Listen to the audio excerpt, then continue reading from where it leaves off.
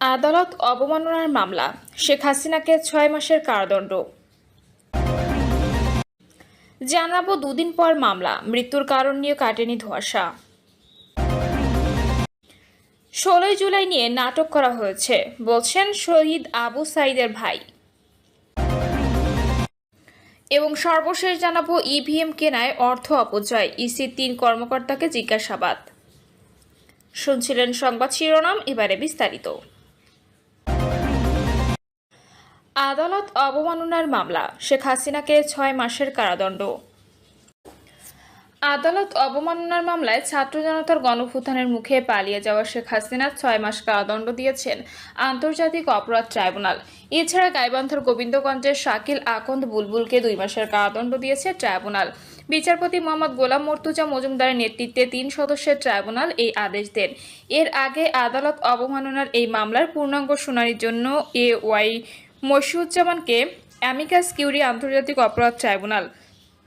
একই সঙ্গে এ বিষয়ে পরবর্তী শুনানির জন্য ২রা জুলাই দিন ধার্য করা হয়। আইন অনুযায়ী এ ধরনের মামলার কোনো পক্ষের জন্য সরকারি খরচে আইনজীবী নিয়োগের বিধান না থাকলেও ন্যায় বিচারের স্বার্থে শেখ হাসিনার পক্ষে এক আইনজীবী নিয়োগ দেন আদালত। অ্যামিকাস কিউরি নিয়োগের পর প্রসিকিউটর গাজী এইচ তামিম সাংবাদিকদের বলেন, ক্ষমতাচ্যুত প্রধানমন্ত্রী শেখ হাসিনা ও নিষিদ্ধ সংগঠন ছাত্রলীগ নেতা শাকিল আলম বুলবুলের বিরুদ্ধে আদালত অবমাননার অভিযোগের শুনানিতে একজন অ্যামিকাস কিউরি নিয়োগ দিয়েছেন আন্তর্জাতিক অপরাধ ট্রাইব্যুনাল। পত্রিকায় বিজ্ঞপ্তি দেওয়ার পরও শেখ হাসিনা ও অপর অভিযুক্ত হাজির না হওয়ায় প্রেক্ষাপটে বিচারের স্বচ্ছতার স্বার্থে অ্যামিকাস কিউরি হিসেবে সুপ্রিম কোর্টের সিনিয়র আইনজীবী ওয়াই মশিউজ্জামানের অভিমত ট্রাইব্যুনাল শুনবেন বলে জানান প্রসিকিউটর গাজী এইচ তামিম। দুদিন পর মামলা, মৃত্যুর কারণ নিয়ে কাটেনি ধোঁয়াশা। রাজধানীর মগবাজারের একটি আবাসিক হোটেলে স্ত্রী সন্তান সহ প্রবাসী মনির হোসেনের মৃত্যুর কারণ নিয়ে ধোঁয়াশা কাটছে না। খাবারে বিষক্রিয়ায় তাদের মৃত্যু হতে পারে, পুলিশ এমন ধারণা করলেও চূড়ান্ত সিদ্ধান্তে পৌঁছাতে পারছেন না। মনির হোসেনের ঢাকার কেরানীগঞ্জের বাড়ির কেয়ারটেকার রফিকুল ইসলামকে সন্দেহভাজন হিসেবে গ্রেপ্তার করলেও তার সম্পৃক্ততার এখনও কোনো প্রমাণ মেলেনি।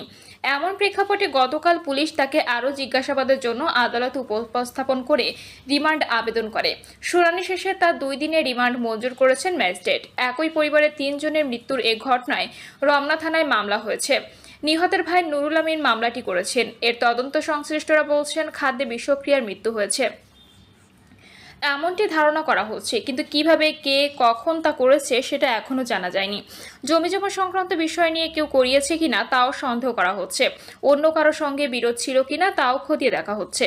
রমনা থানার ভারপ্রাপ্ত কর্মকর্তা গোলাম ফারুক বলেন, মনির হোসেনের স্ত্রী ও সন্তানের জন্য মগবাজারের একটি হোটেল থেকে খাবার নিয়ে এসেছিলেন তাদের কেয়ারটেকার রফিকুল ইসলাম। আর মনির ও রফিক নিজেরা গিয়ে একই হোটেলে খেয়েছেন। এই হোটেলের খাবারে কোনো সমস্যা ছিল কিনা তার প্রমাণ পাওয়া যায়নি। হোটেলটিতে আরও অনেক মানুষ সেদিন খেয়েছে, কেউ কোনো ধরনের অভিযোগ করেনি। এই পুলিশ কর্মকর্তা আরও বলেন, সম্পদের লোভে কেয়ারটেকার খাবারে কিছু মিশিয়েছে কিনা সেটা আমরা তদন্ত করছি। তাকে অধিকতর জিজ্ঞাসাবাদের জন্য রিমান্ডে আনা হয়েছে। এছাড়া ফরেনসিক রিপোর্ট না আসা পর্যন্ত মৃত্যুর প্রকৃত কারণ বলা যাচ্ছে না, তবে আমরা সম্ভাব্য সব বিষয় গুরুত্ব সহকারে খতিয়ে দেখছি। গ্রেপ্তার রফিকুল ইসলাম নিহত মনির হোসেনের চাচাতো চাচা। তিনি কেরানীগঞ্জের মনির হোসেনের 2টি বাড়ির দেখভাল করেন। গতকাল 7 দিনের রিমান্ড আবেদন করে তাকে আদালতে উপস্থাপন করেন রমনা থানার এসআই মোহাম্মদ জালাল উদ্দিন। শুনানি শেষে ঢাকার মহানগর হাকিম মাহবুব আলম তাকে 2 দিনের রিমান্ডে নেওয়ার অনুমতি দেন। শুনানিতে বিচারক রফিকুল ইসলামের বক্তব্য শুনতে চান। তখন রফিকুল ইসলাম বলেন, পুলিশ যা বলছে এর অতিরিক্ত আমি জানি না। তিনি আদালতে জানান, মনির হোসেন 2টি বাড়ি কেনেন কেরানীগঞ্জে। এর মধ্যে একটা 2012 সালে, আরেকটা 2014 সালে। 2016 সাল থেকে বাড়ি দুটি দেখাশোনা করছেন তিনি। গ্রামের বাড়িতে তার মেয়ে ও মেয়ের স্বামী থাকে। মনির হোসেনের স্ত্রী সন্তানের জন্য কোথা থেকে খাবার নেন জানতে চাইলে রফিকুল ইসলাম বলেন, মগবাজারের ভর্তা ভাত হোটেল থেকে। মনির বলে, খাবার নিতে 1 বক্স ভাত, মুরগির রেজালা, আলু ভর্তা আর শুটকি ভর্তা নেই। মনিরের স্ত্রী শুটকি পছন্দ করে, এজন্য শুটকি নিতে বলে। ওরা খাওয়ার পর আমি আর মনির ওই হোটেলের নান, শিক কাবাব আর ফালুদা খাই। রফিকুল আরও জানান, বাড়ির নাম পরিবর্তনের জন্য 1,40,000 টাকা প্রয়োজন ছিল। এর জন্য তাকে 1 লাখ টাকা দেন মনির। বাকি 40,000 ভাড়ার টাকা থেকে ম্যানেজ করে নিতে বলেন। রফিকুল আদালতে দাবি করেন, জায়গা বা সম্পত্তি নিয়ে তাদের ভেতর কোনো দ্বন্দ্ব নেই। শুনানি শেষে তাকে 2 দিনের রিমান্ডে নেওয়ার অনুমতি দেন বিচারক। গতকাল রমনা থানায় জিজ্ঞাসাবাদের এক পর্যায়ে রফিকুলকে গ্রেপ্তার দেখায় পুলিশ। এর আগে মগবাজারের আবাসিক হোটেল সুইট স্লিপ থেকে 8 দিন হাসপাতালে নেওয়া হলে সৌদি প্রবাসী মনির হোসেন, তার স্ত্রী নাসরিন আক্তার স্বপ্না ও তাদের সন্তান আরাফাতকে মৃত ঘোষণা করেন চিকিৎসকরা। তাদের বাড়ি লক্ষ্মীপুরের রামগঞ্জ উপজেলার ভোলাকোট ইউনিয়নের দেহলা গ্রামে। এ ঘটনায় 2 দিন পর গতকাল রমনা থানার মামলা করেন ওই প্রবাসীর ভাই নুরুল আমিন। তিনি মামলার এজাহারে বলেন, কোরবানির ঈদে মনির হোসেন গ্রামে আসেন। প্রবাসে থাকা অবস্থায় মনির তাদের চাচাতো চাচা রফিকুল ইসলামের মাধ্যমে ঢাকা সহ গ্রামের বিভিন্ন জায়গায় জমি জমা ও বাড়ি কেনেন। চাচা রফিকুলই সেসব দেখভাল করছিলেন। এজাহারে আরও বলা হয়, মনির দেশে আসার পর জমি জমা ও টাকা পয়সার হিসাব নিয়ে রফিকুলের সঙ্গে বিরোধ দেখা দেয়। এর মধ্যে 28শে জুন মনির ছেলে চিকিৎসার জন্য স্ত্রী সহ ঢাকায় আসেন। তারা সহ ঢাকায় অবস্থান করা চাচা রফিকুল ইসলাম নিউ স্কাটন রোডের SPRC হাসপাতালে যান। ওই দিন চিকিৎসকের সূচি না পেয়ে মনির স্ত্রীর সন্তানকে নিয়ে মগবাজারের সুইট স্লিপ হোটেলে ওঠেন। বিকালে পাশের ভর্তাবাদ হোটেলে গিয়ে খাবার খান মনির ও রফিকুল ইসলাম। সন্ধ্যা 6:30টার দিকে মনিরের স্ত্রী ও সন্তানের জন্য খাবার নিয়ে হোটেল কক্ষে যান রফিকুল। এরপর রফিকুল তার বাসায় চলে যান। মামলায় বলা হয়েছে, চাচা রফিকুলের আনা খাবার মনির ও তার পরিবার খেয়ে রাতে ঘুমিয়ে পড়েন। পরে তারা বমি করতে থাকেন। তাদের 8 দিন হাসপাতালে নেওয়া হলে চিকিৎসক মৃত ঘোষণা করেন। এজাহারে মৃত মনিরের ভাই নুরুল আমিন অভিযোগ করে বলেন, আত্মীয়স্বজনের কাছে শুনে আমার ধারণা হয় যে আমার ভাইয়ের সম্পত্তি আত্মসাৎ করার জন্য অজ্ঞাত ব্যক্তি বা ব্যক্তিরা পরিকল্পনা করে খাবারে বিষ মিশিয়ে অথবা অন্য উপায়ে তাদের হত্যা করেছে। 16 জুলাই নিয়ে নাটক করা হয়েছে, বলছেন শহীদ আবু সাইদের ভাই। 16 জুলাই নিয়ে নাটক করা হয়েছে। তারা যদি আগেই ঘোষণা দিতেন 16 জুলাই শহীদ দিবস, তাহলে আপত্তির জায়গাটা কম থাকতো। কিন্তু ঘোষণা দিয়ে একজন আইকনিক শহীদের এই ধরনের অপমান আমরা পরিবারের পক্ষ থেকে তীব্র নিন্দা এবং ধিক্কার জানাই। যার অনুপ্রেরণায় যুগে যুগে মানুষকে অনুপ্রাণিত করবে, তার জন্য তারা একটা দিন রাখতে পারলেন না। আবু সাইদের ভাই আক্ষেপ করে বলেন, আমরা ইতিপূর্বে দেখেছি অনেক দিবস পালন করা হয়েছে অনেক মানুষের নামে, যাদের জাতির জন্য 1 পয়সার উপকার ছিল না, তাদের নাম দিবস পালন করা হয়েছে। কিন্তু শহীদ আবু সাইদের মৃত্যুদিনটা আবু সাইদ শহীদ দিবস ঘোষণাতে সমস্যাটা কোথায় ছিল? আমরা যুগে যুগে তো দেখে আসছি, বিভিন্ন বিপ্লবের শহীদের বিভিন্নভাবে স্মরণ করা হয়। 16 জুলাই শহীদ আবু সাইদ দিবস রাখার দাবি করে আবু হোসেন বলেন, আমাদের দাবি 16 জুলাই শহীদ আবু সাইদ দিবস ছিল, আমরা এটা শহীদ আবু সাইদ দিবসই চাই। জুলাই শহীদ দিবস যেটা আছে, জুলাইয়ের যে কোনো দিন সেটা সরকার এটা পালন করতে পারে।